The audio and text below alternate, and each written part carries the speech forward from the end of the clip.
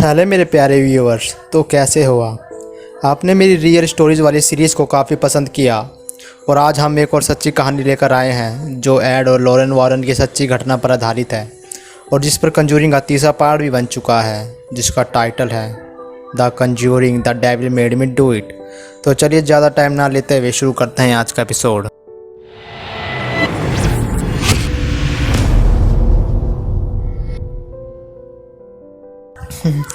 दोस्तों, अभी हाल ही में कंजूरिंग का तीसरा पार्ट रिलीज़ हुआ है जिसका नाम है the Conjuring the devil made me do it. ये स्टोरी रियल एड और लॉरेन वॉरेन के 1980 के केस से लिया गया है जहां एक शख्स अपने ही लैंड लोन का खून कर देता है और जब उसकी गवाही कोर्ट में होती है तो सिर्फ एक ही बात कहता है कि the devil made me do it, यानी कि ये सब उसे किसी डेविल ने करवाया। इस शख्स का नाम है ऑर्ने जॉनसन और अमेरिका में कोई मर्डर केस ऐसा पहली बार आया था। ये केस उस समय तक अमेरिका में काफ़ी लंबे समय तक चर्चा में भी रहा। अब आप लोगों को ये लगा होगा कि ये केस तो बहुत सिंपल है, तो इस पर कंजूरिंग मूवी कैसे बन सकती है, बट बिलीव मी गाइस, ये उतना भी सिंपल नहीं है। दोस्तों, ये सब 1980 के बीच में चालू हुआ जब ग्लैडजिल फैमिली ब्रुकलिन के कनेक्टिकट शहर में शिफ्ट होते हैं। इस फैमिली में सिर्फ 4 ही मेंबर्स थे, ग्लैडजिल, उनकी पत्नी और एक लड़का और लड़की। ब्रुकलिन में शिफ्ट होने के बाद इस घर के सबसे छोटे बेटे डेविड, जिसकी उम्र महज सिर्फ 11 साल ही थी, उसको अपने कमरे में रात को अजीबोगरीब चीज़ें दिखाई देती थी। ऐसा कई दिन बीतने के बाद एक दिन आधी रात को डेविड की आँख अचानक से खुल जाती है और उसे अपने रूम की चेयर पर एक बूढ़ा आदमी बैठा दिखाई देता है जो कि देखने में काफ़ी डरावना होता है, जिससे वह डर जाता है और ज़ोर ज़ोर से चिल्लाने लगता। चिल्लाने की आवाज़ सुनकर उसे घर वाले उसे कमरे में घुस जाते हैं, लेकिन डेविड के अलावा उन्हें वहाँ कुछ दिखाई नहीं देता। डेविड उन्हें बताता है कि उन्हें उसके कमरे में कभी कभी बूढ़ा आदमी दिखाई देता है और कई कई अजीबोगरीब परछाइयाँ भी दिखाई देती है। लेकिन उसके पेरेंट्स ने सोचा कि डेविड अभी नई जगह पर शिफ्ट हुआ है, इसलिए वह यहाँ कंफर्टेबल नहीं है और डर के मारे ये सब हरकतें देख पा रहा है। बट आज उसने क्लियरली एक बूढ़े आदमी को देखा। उसके घर वालों को लगता कि डेविड ने कोई बुरा सपना देखा है। इसके बाद डेविड को एक बूढ़ा आदमी दिन में भी दिखने लगा और रात में भी, जिसकी वजह से डेविड हर समय डरा रहने लगा और अब उसने सभी से बात करना भी बंद कर दिया। उसके घर वालों ने इस चीज़ पर कुछ ज़्यादा ध्यान नहीं दिया, लेकिन इसके बाद डेविड की हालत धीरे धीरे और ख़राब रहने लगी।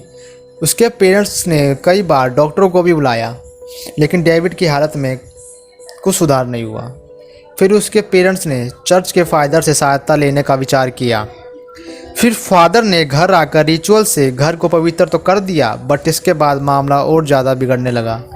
अब डेविड रात को अजीबोगरीब आवाज़ें निकालने लगता और उसकी बीमारी धीरे धीरे और बढ़ने लगी। डेविड के अकेलेपन को दूर करने के लिए डेविड की बड़ी बहन डेवी ने अपने मंगेतर को घर बुलाया ताकि वो डेविड का ध्यान रख सके और उसके अकेलेपन को दूर रख सके। दोस्तों, डेवी के मंगेतर का नाम है ऑर्ने जॉनसन। डॉक्टर, प्रीस्ट और आर्ने के आने के बाद डेविड की हालत और ज़्यादा बिगड़ने लगी।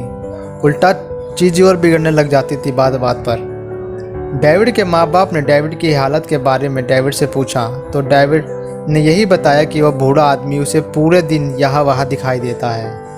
पहले उसे सिर्फ एक बूढ़ा आदमी दिखाई देता था, लेकिन बाद में उसे कई डरावनी आकृतियाँ दिखाई देती थी जो उसे जान से मारने की धमकियाँ दिया करती और उसे अपने साथ ले जाने के लिए बोलती थी। चीज़ें अब हद से ज़्यादा बढ़ने लगी। डेविड के घर वाले समझ चुके थे कि डेविड के साथ बहुत गलत हो रहा है। डेविड के पेरेंट्स ने और लेट ना करते हुए एड लॉरेन को कॉल करके मदद मांगी। एड एंड लॉरेन वॉरेन अगले दिन ही उनके घर पर आ गए और उन्होंने डेविड से बात करी।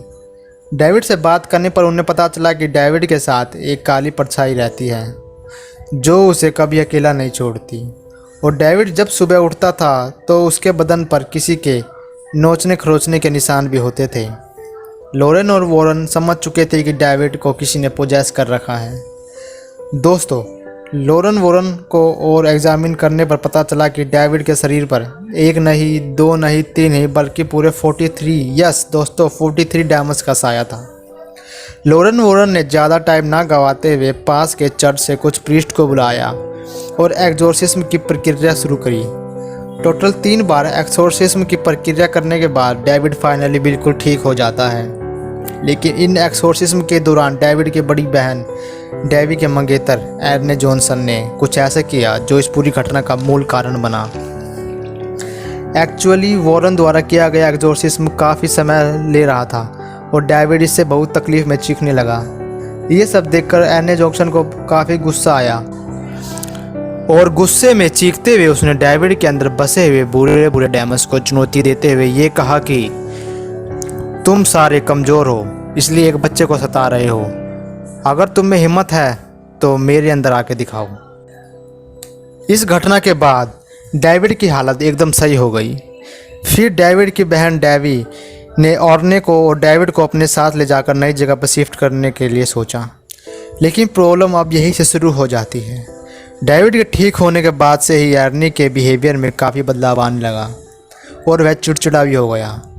गुस्से में वह चीज़ों को तोड़ देता और अक्सर बात बात पर चिल्लाने लगता। आर्ने के साथ वही चीज़ें घटित हो रही थी जो कुछ दिनों पहले डेविड के साथ हो रही थी। आर्नी और डेवी को पहले तो ये लगा कि शायद डेविड के साथ हुए हादसों को देखकर उनके मन में डर बैठ गया है और इसलिए उनको ऐसा महसूस हो रहा है। लेकिन समय बीतने के बाद आर्ने की तबीयत डेविड की तरह बिगड़ने लगी। आर्ने के बिगड़ती हुई तबीयत को देखकर एक रात डेवी ने आर्ने के मूड को ठीक करने के लिए आर्ने के फ्रेंड्स के साथ एक डिनर प्लान किया, जहां पर उनका लैंडलॉर्ड यानी मकान मालिक भी इनवाइटेड होता है। आर्ने और उसका लैंडलॉर्ड एक जगह बैठकर ड्रिंक कर रहे थे, तभी उनमें बहस छिड़ जाती है, जिसके बाद आर्ने एक शार्प चाकू लेकर लैंडलॉर्ड को मार डालता है। उसके बाद आर्ने को पुलिस पकड़ लेती है और उसकी कोर्ट में उसकी पेशी होती है, जहां वो यही कहता है कि the devil made me do it, जिसके चलते आर्ने को 20 साल की कैद हो जाती है। लेकिन उसके अच्छे बिहेवियर के कारण उसको 5 साल में रिहा कर दिया जाता है। दोस्तों, यह कंज्यूरिंग 3 इस महीने रिलीज़ हो चुकी है, जिसे जेम्स वॉन प्रोड्यूस कर रहे थे। दोस्तों, ये मूवीज़ काफ़ी बढ़िया है और सच्ची घटना पर आधारित है। अगर आपको ये वीडियो ज़रा भी पसंद आई तो इसे लाइक करके अपने दोस्तों के साथ शेयर करें, और अगर आपको हमारे चैनल का कंटेंट पसंद है तो इसे चैनल को सब्सक्राइब कर ले और बेल आइकन भी प्रेस करें, क्योंकि हम ऐसे वीडियोस लाते रहते हैं। तो चलिए फिर मिलते हैं अगली वीडियो में।